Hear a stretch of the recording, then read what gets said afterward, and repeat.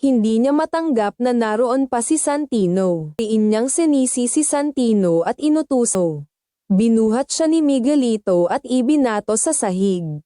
Duguan at nakahandusay sa bahay ng mga herero upang palabasang siya ang papatento kung paano siya binayaran, si Den siyang maaaring magpabagsak sa mga GERMA.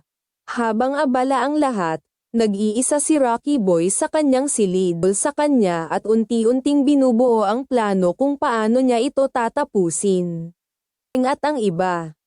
Agad silang rumesbak na iwang mag-isa si Tanggol sa loob. Sa silid, mahimbing ang tulog ni Tanggol.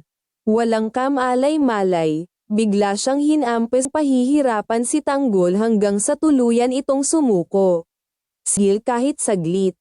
Buo ang loob niyang tapusin si Tanggol at iganang magawa habang papalapit si Rocky Boy, handang tapusin ang lahat o ang puot kay Santino. Ipinahiya at itinaboy siya bilang simbolo ng pagputol ng anumang awa ng mga herero.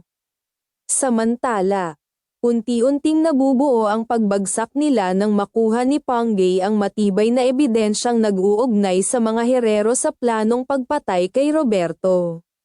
Sa likod ng lahat ng ito, lihim na umusad ang mas personal na paghihiganti.